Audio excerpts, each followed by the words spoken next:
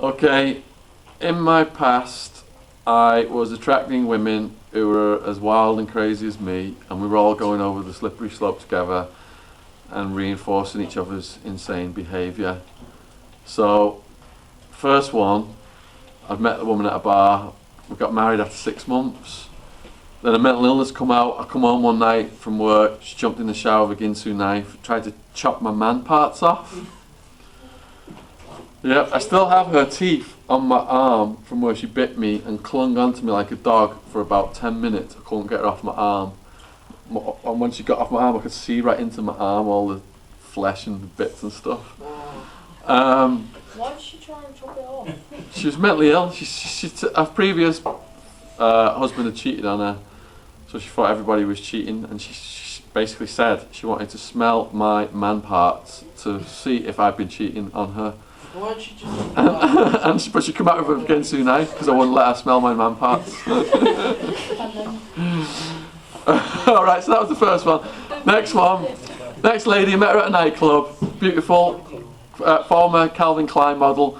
Got addicted to painkillers after getting a car crash, and was addicted to crystal meth when I met her, and packing a handgun. And when I went to her house early on, she got so mad at a waterbed that she couldn't move. She pulled out a gun and shot the waterbed. And I thought that was cool because I was on drugs at the time. I'm thinking. Anyway, we didn't get married officially in a court. She collected serial killer books, and we went to a forest in a New Age site, and she pulled out a razor blade and just slashed my hand, and we commingled our blood. That's disgusting. Third one was very intelligent. She was a university student doing chemistry, but she switched to something else. She was also doing lesbian internet porn. So I thought that was a buzz. She was a big drug taker, and she ended up going off, losing her mind on drugs, going to a hotel room, taking a bunch of prescription pills and slashing her wrists, trying to kill herself.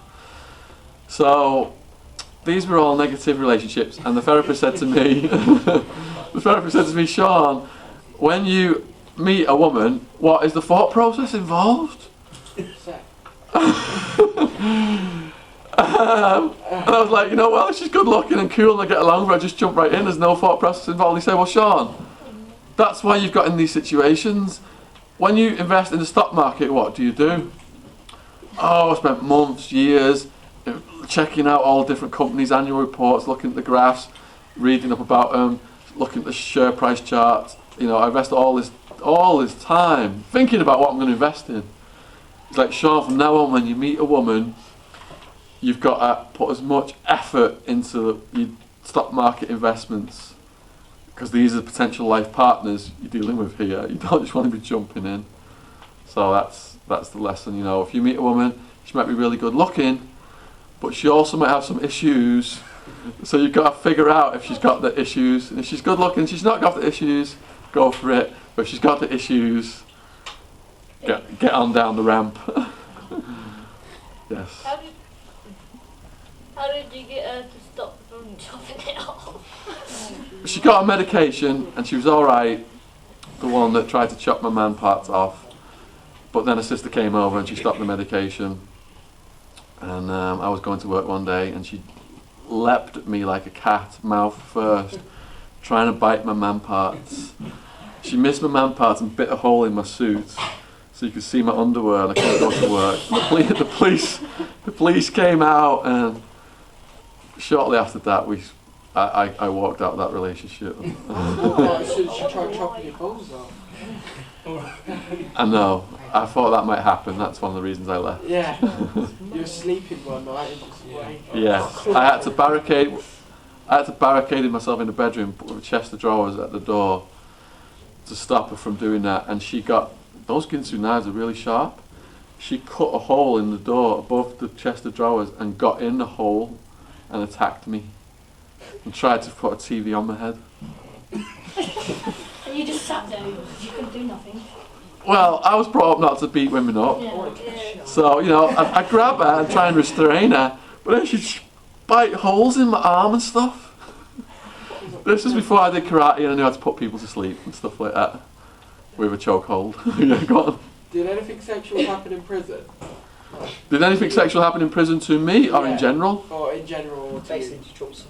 Yeah, did you drop soap? No, never drop the soap. I've got a video on YouTube, Prison Survival Advice #1, don't drop the soap. I held onto that soap very tightly. Is that actually true though, like, or is it just like? It's a euphemism for prison rape because it's so common in America. Yeah. It's so common in America they give us a rape class as soon as we go in, showing us how not to get raped.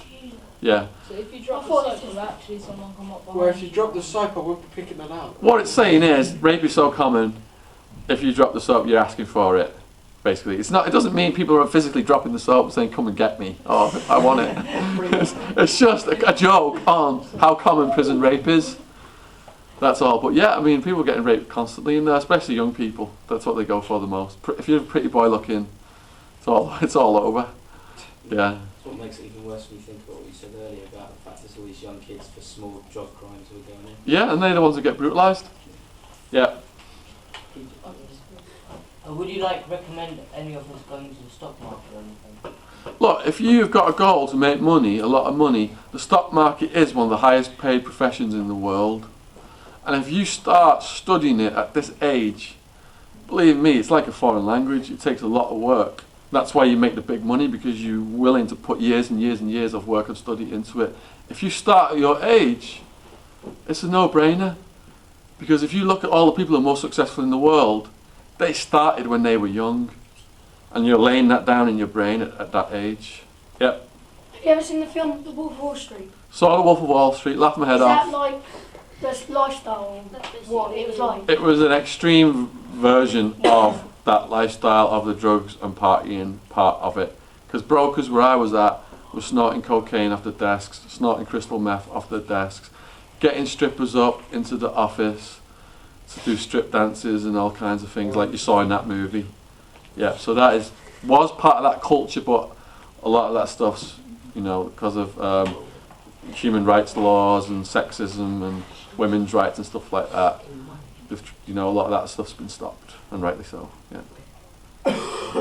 Yeah. Is there any stockbrokers around here? London is the capital of the world, one of the capitals of the world for the stock market. Yeah. London, New York, Wall Street are probably the two biggest cities for stock market jobs. We're just a couple of minutes from the end now. I wondered, obviously being an English teacher, if you don't mind me bringing it back to reading in prison. Yeah. I don't know if any of these guys have seen, but you're on telly supporting the fact that prisoners need books. Yeah. Can you just tell the lads how that was helpful to you in prison? For prison, the last book I'd read was To Kill a Mockingbird, because it was required reading in high school. And we'd done some Shakespeare and I couldn't stand it. It bored me to tears. I thought, reading books, what's all that about? I know everything. Why would I want to waste my time reading books?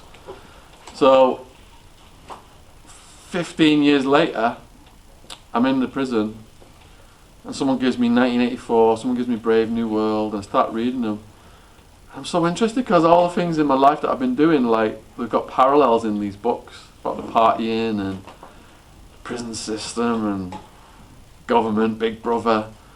And I'm thinking to myself, as I'm reading more and more books, wow, there's a lot of things I didn't know, and there's so much you can learn. And if you find books that are in interest areas that you guys, resonate with, then you start to just get sucked into all the reading. And you just learn more and more and more. And to me, it just expanded. I'd read a book, and in that book, it'd mention other books. And then I'd get those books, and I'd read those books. And it just fanned out like that. So, if young lads, I know you guys are not really interested in reading stuff at your age, because I was the same. But if you have got interest in life, in certain areas, or if you like reading, you guys seem to be gripped by my story, there's a whole type of book called true crime. Not just my story, there's all kinds of really interesting stories out there, like the story of Pablo Escobar. I'm actually writing a book on him right now myself. There's loads of books out about him. So stuff like that, it doesn't have to be boring. You just find out what you're interested in